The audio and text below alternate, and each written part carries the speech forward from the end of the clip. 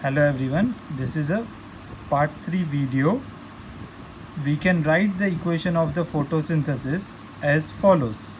6 molecules of carbon dioxide plus 6 molecules of water in presence of sunlight in green leaves, glucose plus 6 molecules of oxygen is being liberated.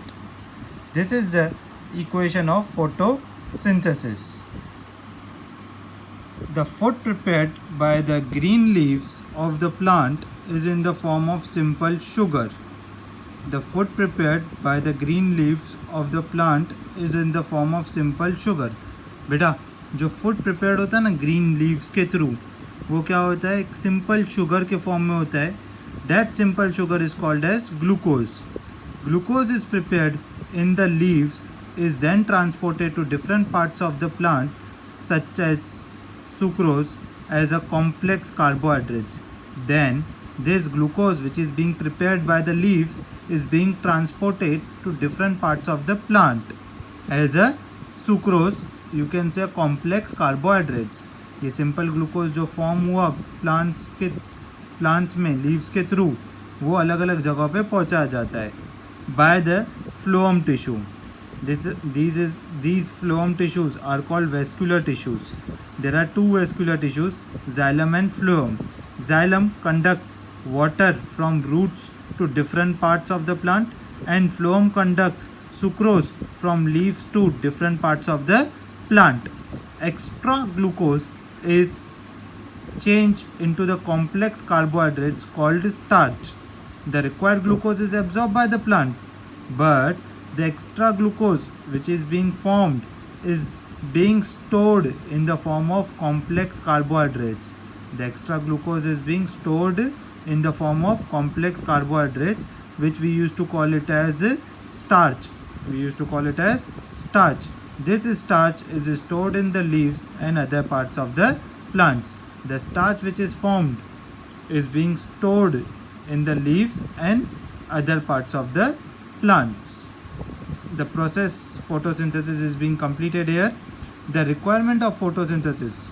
What are the requirements for plants to do photosynthesis? There are basically 4 requirements: water and mineral, second carbon dioxide, third is chlorophyll, fourth is sunlight.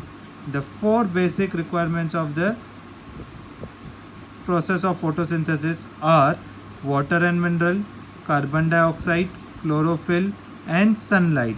So in this video we are going to cover the first, that is water and mineral. Water and minerals are absorbed by the roots of the plants. Water and minerals is being absorbed by the roots.